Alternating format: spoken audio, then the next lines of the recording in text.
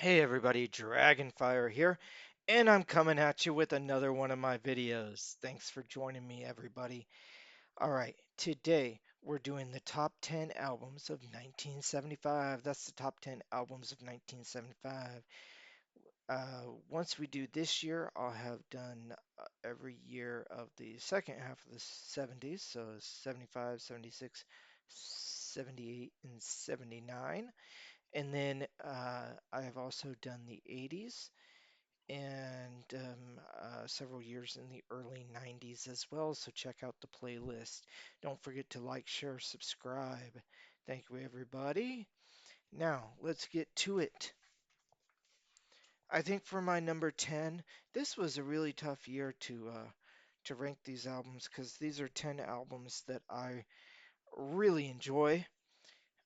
But my number 10, I'm kicking things off with Ted Nugent. And this is his self-titled album from 1975. So yeah, Ted Nugent, 1975.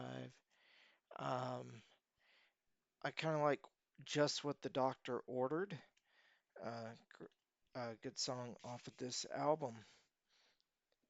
Okay, my number 9 is going to be from the band Nazareth, and this is their album Hair of the Dog.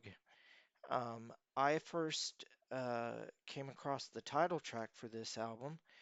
Um, Hair of the Dog when I heard it covered by Guns N' Roses on their album The Spaghetti Incident.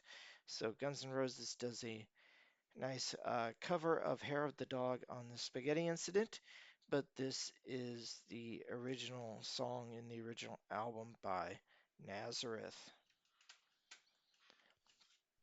Next up, I'm doing Queen. This is my number 8 with A Day at the Races.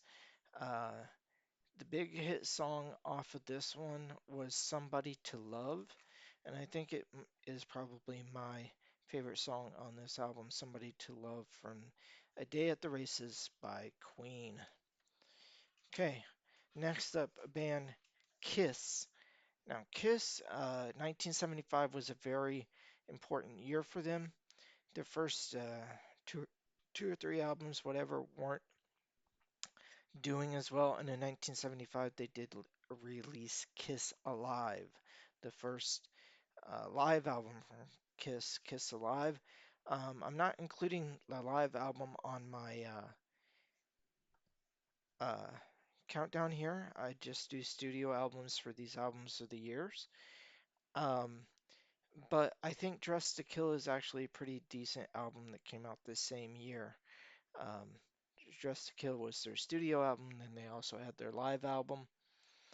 Um, And my favorite song on here is actually the last song, Rock and Roll All Night. Rock and Roll All Night, I think, was a big hit single off of this one as well, and it's a really good listen. Yeah, so give Kiss Dress to Kill a try. You might want to get the remastered edition. The sound quality is better. I think that was what was holding Kiss back on their first few releases was the sound quality. So the remasters, a lot of fans consider the remasters of Kiss's first few albums better than the originals. Okay, um, next up, let's see. Ted Nugent was number 9. Um, Hair of the Dog was, or sorry, Ted Nugent was number 10. Hair of the Dog was number 9. A Day at the Races, number 8. Dressed to Kill, number 7. So that makes this number 6. Yeah, that's right. 6, okay? So Bad Company, Straight Shooter. This is the second album from Bad Company. It had two big hit songs on it, Feel Like Making Love and um, Shooting Star. Feel Like Making Love and Shooting Star. So yeah, this is a pretty good album. The hit songs are hits for a reason on this album, and I enjoy the album cover for this as well. So there's Straight Shooter by Bad Company. Next up, I got my top five here, and my number five is going to be "Wish You Were Here" by Pink Floyd.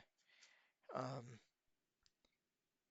it's got "Shine On Crazy Diamonds" and uh, "Wish You Were Here," so the title track to the song. Anyway, title track to the album, "Wish You Were Here." Pretty cool album from Pink Floyd. Pink Floyd's albums always have kind of a nice flow from beginning to end for the most part, I feel like. All right, next up, I am doing Fandango from ZZ Top. Um, check out the songs, their cover of Jailhouse Rock, their uh, Backdoor Love Affair is on this one, Long Distance Boogie. So yeah, this is a pretty nice album from ZZ Top, Fandango.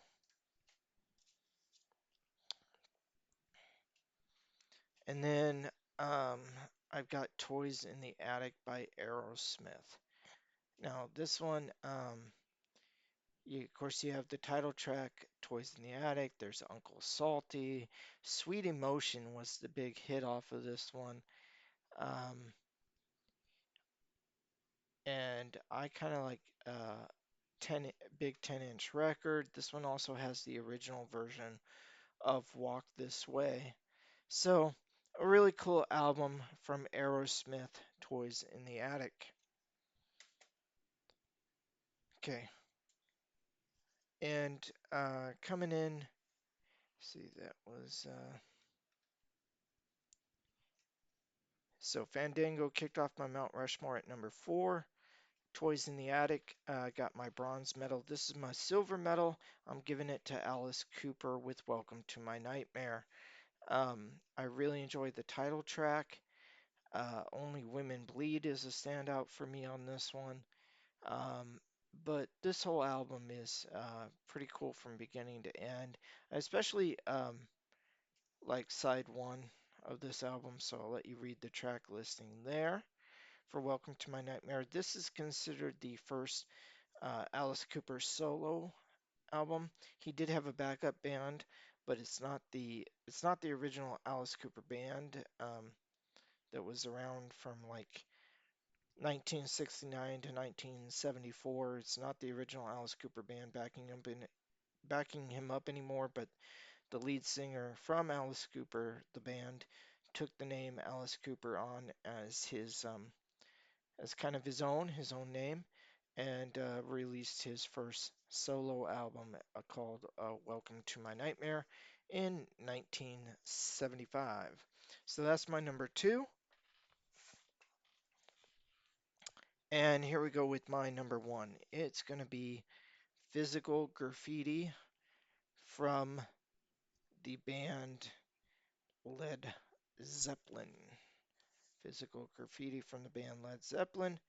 And I do have a vinyl copy here. Yeah, I pulled out the big boy for this one.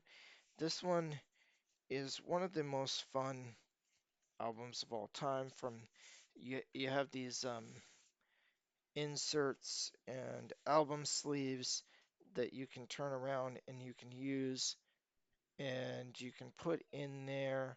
So um, different different ones like this.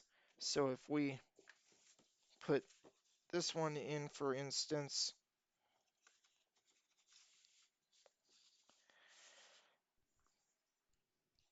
it makes up the words physical graffiti, the album title, when you put that one in.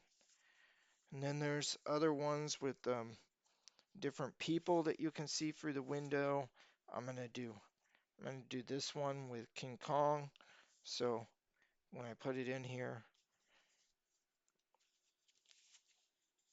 uh, King Kong is visible through one of the windows there in the upper corner. So yeah, this is a really fun album to have to do that stuff with. Of course, it also has great songs on the album. And yeah, of course, all the songs are great because it's Led Zeppelin. So here's a breakdown. So you can see side one and side two listed there. That's on the first disc. Because this is a double album, it has two discs. So you can see the song listing for side one and side two. And then when we flip it around, the second disc is side three and side four on this double album. Um, yeah, so good stuff here.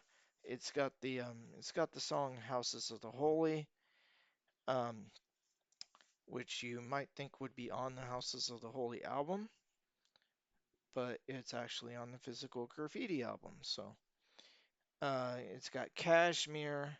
That one's definitely a favorite song of mine, and I think one of their bigger hits as well off this album. So yeah, this is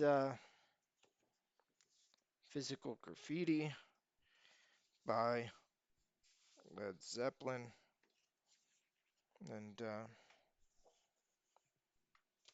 shows some of the alternate pictures there. So really cool album from Led Zeppelin. What is your favorite album of 1975? Put it in the comment section. Thanks everybody. Dragonfire out.